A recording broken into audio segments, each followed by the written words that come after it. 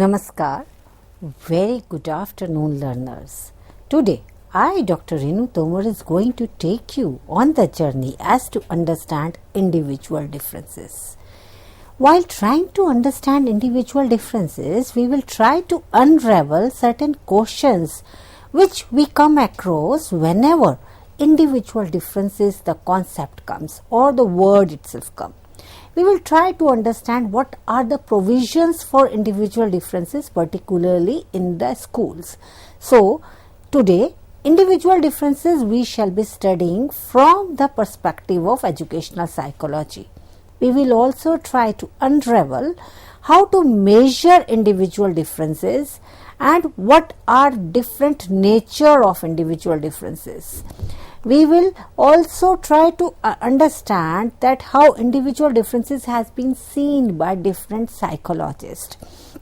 Friends, as far as individual differences is concerned, let us understand it by understanding a very simple statement which states that no two individuals are exact duplicates. Friends, even twins differ. So, that means individual difference is part and parcel of nature, and nature in addition to nurture results in individual differences. Each one of us differ from each other in one way or the other because dissimilarity is the principle of nature. If we try to understand what individual differences are due to, they are resultant of either inherited values or acquired variables. Inherited variables would be in form of physical, mental or temperamental, whereas acquired will be in form of social, cultural, educational and emotional. Let us try to understand these one by one. What do we understand by physical basis of individual difference?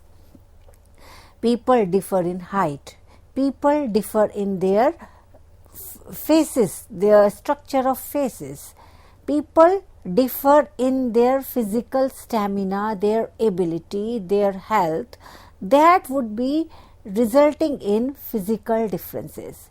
What about mental? Mental can be understood from the aspect that mental individual differences are the basis of aptitude of the person, interest of the person, his conditioning, his genetic makeup as well. So, all these issues will decide the individual difference, which is decided by mental, and that is also inherited, which comes with the genes. Then they are temperamental. Temperamental means again the attitude, the aptitude and interest. Here also people are seen to vary a lot. When we talk about acquired, that is based upon nurture, then that can be divided into social, cultural, educational and emotional. What does social means? It is seen that the people from different nations show different kind of personality because society has an effect on each individual, and that results in differences based upon social. For example, the people who are come from Tamil Nadu, or the people who are come from Bengal, or the people who are come from Haryana, we usually say that they are different. They are different because of the society in which the person is born, because of the culture which the person has imbibed during conditioning. So, that is one of an aspect which is also very big reason for individual differences amongst people. As far as educational is concerned, it is usually seen the people with the science background, they would have the different kind of temperament, they would have the different kind of thinking. And the people who are from core art, those who are backed by the education of aesthetic sense or the literature, they would be thinking in a different manner. So, educational differences matters a lot. It is not differentiating a person on the basis of his knowledge or information, but it also differentiates the person on the basis of one's own thinking, because educational conditioning is also one of the way to incorporate certain thinking parameter in individual.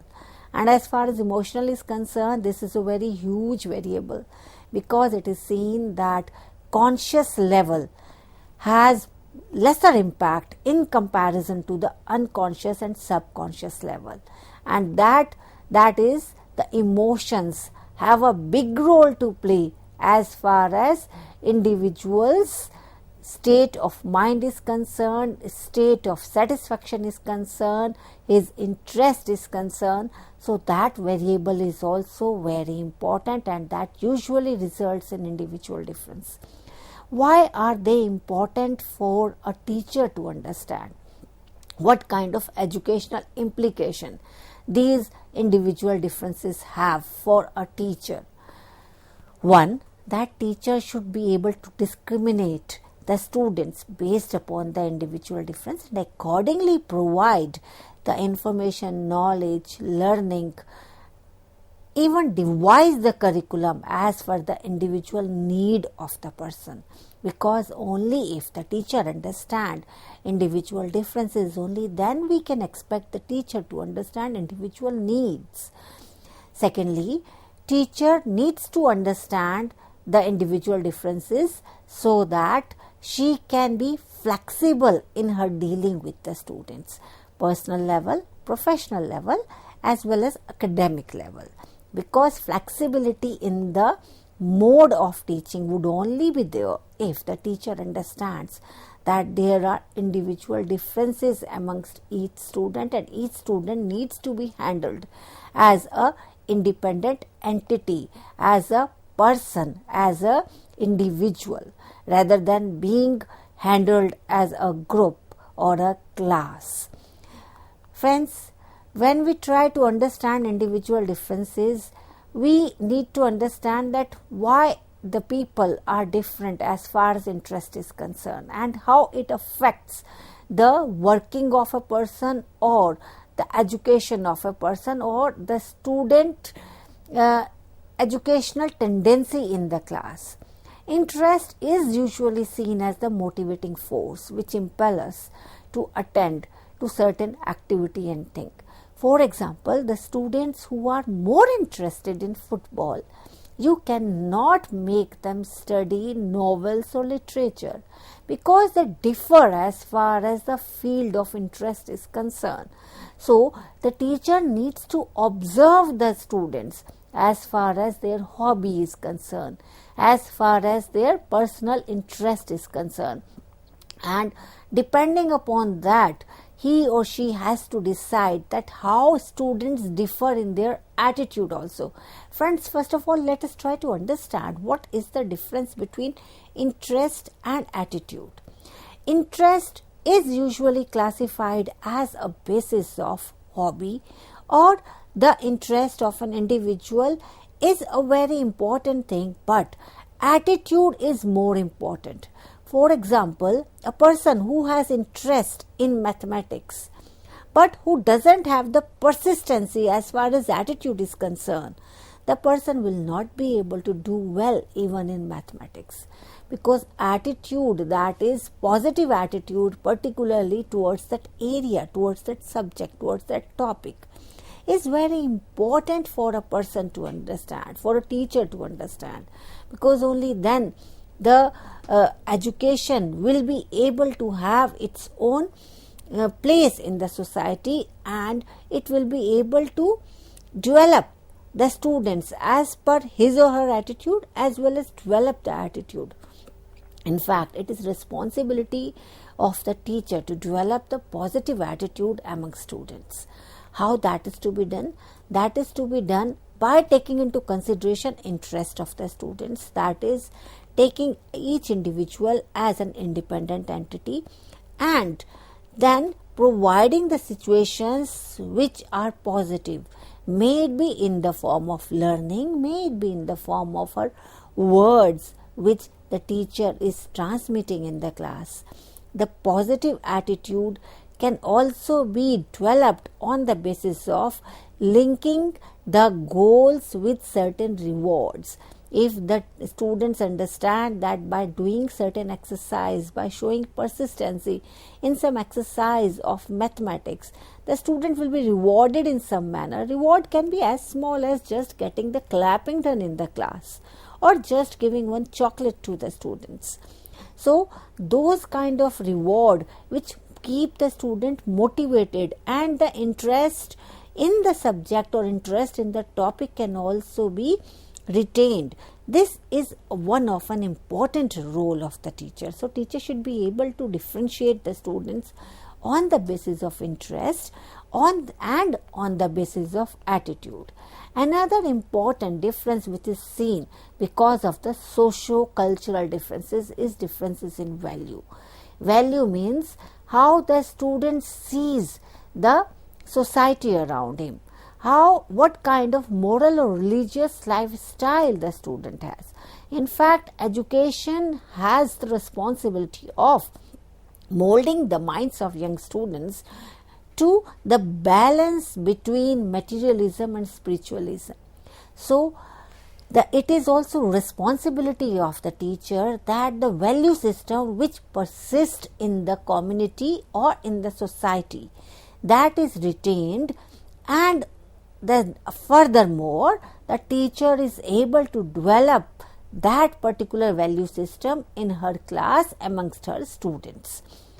Another important aspect which is very important from the perspective of individual differences, study habits. It is usually observed that there are students who can sit for half an hour or 1 hour, but there are certain students who can't even sit for 5 minutes or 10 minutes. Then there are students who are able to grasp certain things very slowly, while there are certain students who are very sharp and they are able to grasp things very easily. So study in isolation as well as study in the group is to be decided by the teacher on the basis of the interest of the students, attitude of the students, and accordingly study habits have to be developed or further manifested in the case of the students who already have good or positive study habits.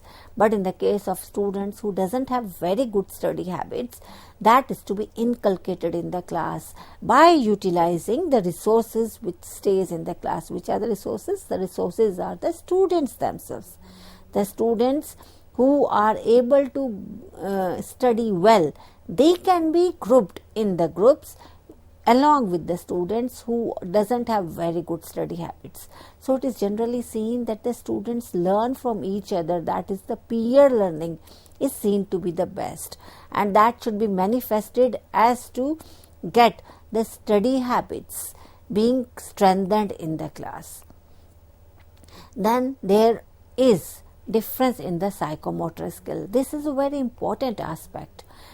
There are students who may not be very good as far as academic is concerned, but they might be very good in games, that is football or cricket, because their psychomotor ability is better and they understand the things better. They can think on the foot whenever they are in the field, but they cannot think so sharply when they are in the class.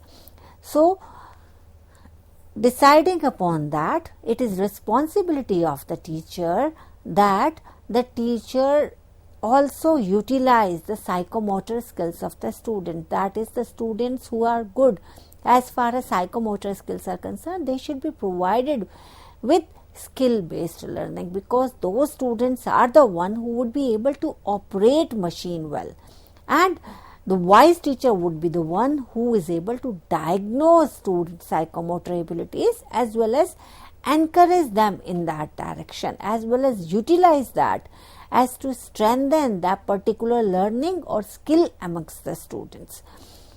Then there is difference between the self-concept, and it is very, very important difference, because it is seen that the students who are not very confident of themselves, they are not able to do so well in either in the class or in the life as well, because self-concept is in totality of the attitude, judgment and values of an individual relating to his behavior. So all these aspects have to be developed so that self-concept can be developed. For that, the attitude has to be developed in the class. The strength of becoming good judge, that is the judgment ability, has to be developed in the class, and it has to be correlated with the value in such a manner that it can be incorporated by students as aspect of their behavior, abilities as well as qualities. So it is responsibility of the student that the teacher has to ensure that the students have positive self-concept, and it is her responsibility that she is able to boost their confidence level and make them perform best of their abilities and better against those who have negative self-image. So it is one thing that teacher needs to realize, that the students who have positive self-image, they will be able to perform better. Secondly, that it is responsibility of the teacher to develop the self-image of each student in the class, and for that she has to perform well in the class. As we understood from the basic chart which was shared by me with you, that hereditary is one of a chief cause of individual difference. When we talk about hereditary, that we means the physical traits. Physical traits includes the facial feature, the heights, even shape of the skull, even the intelligence level. That is also decided genetically. Even the aptitude of the child is also decided genetically, and their hereditary also plays an important role, because it may also result in certain negative issues with the child, that is leading to the child not being able to perform so well because of certain hindrances which have been passed on by the genes, like color blindness, baldness, stub finger, and even disease like cancer or tuberculosis, or the mental trait, that is IQ level of the student. Even the dyslexia and dysgraphia are also known to be resultant of hereditary problems, and these are the things which teacher need to understand. Only if she has the understanding of that, understanding in a way that the teacher should be able to identify, and after having identified, she should be able to test it. And for that, the teacher need to have basic understanding of the testing mechanism for all these things, and accordingly apply in her class. That can be applied in form of action research in her class. In fact, it is seen that the hereditary also differentiates a person as far as even prejudice is concerned, and even results in differentiating one person from the other as far as mental development is concerned or physical development is concerned.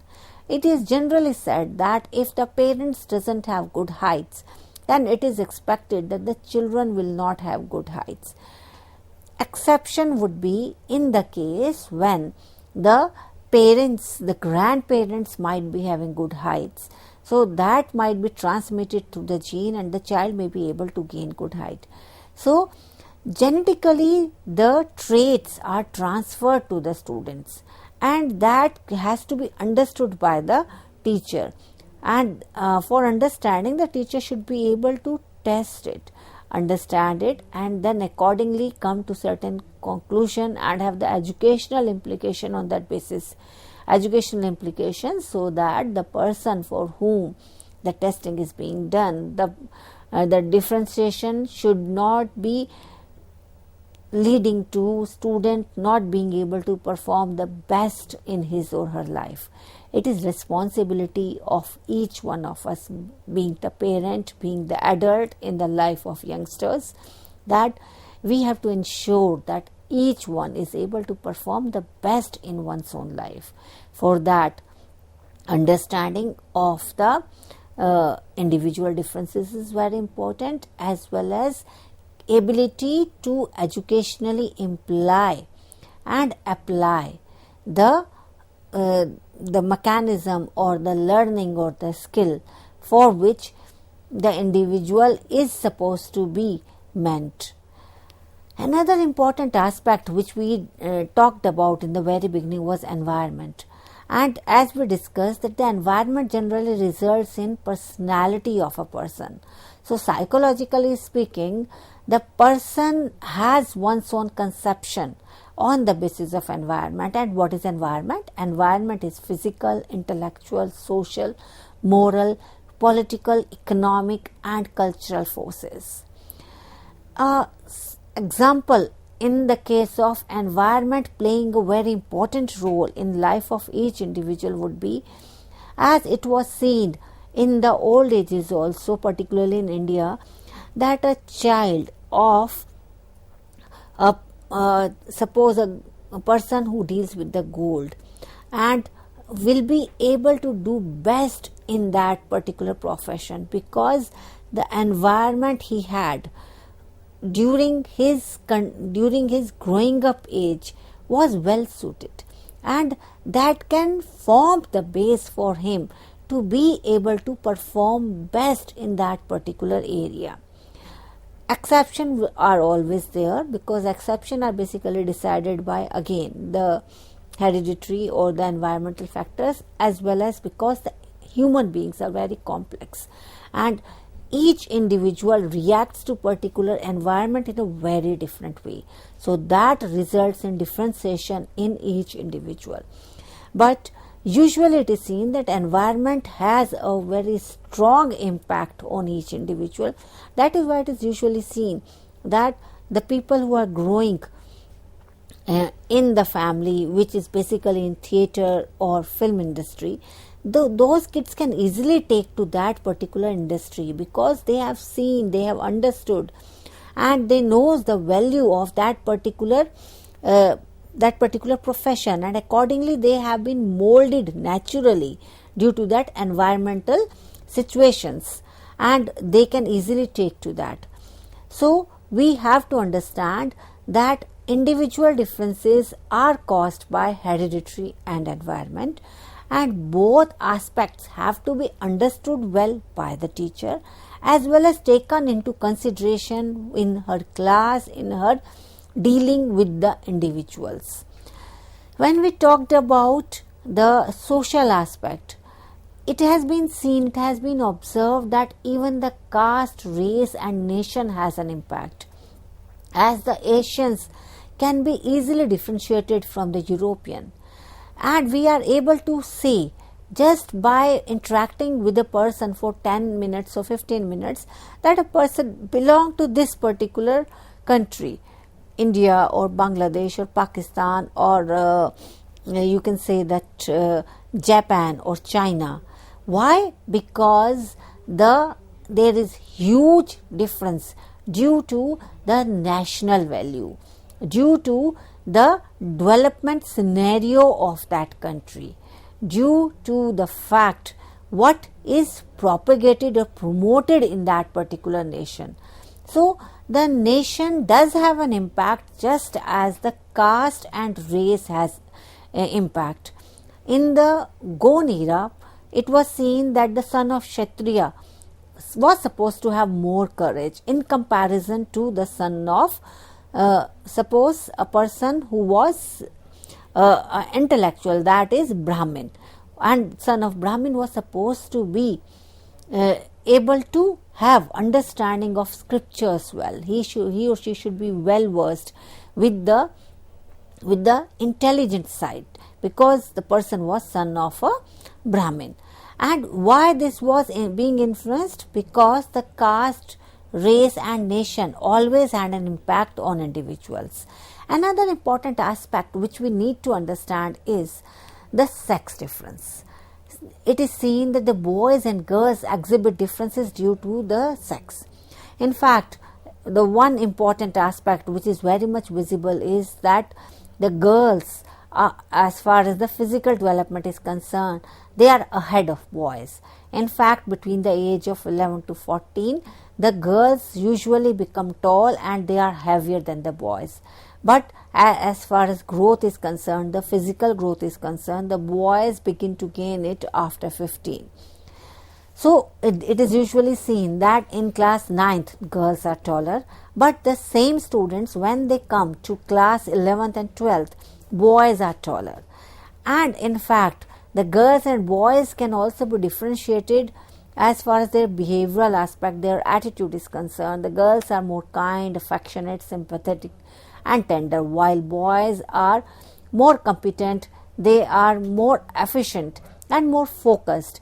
And it has also been proven by various researches that the girls are able to focus on multiple things at the same time, and boys are able to focus at particular one aspect only.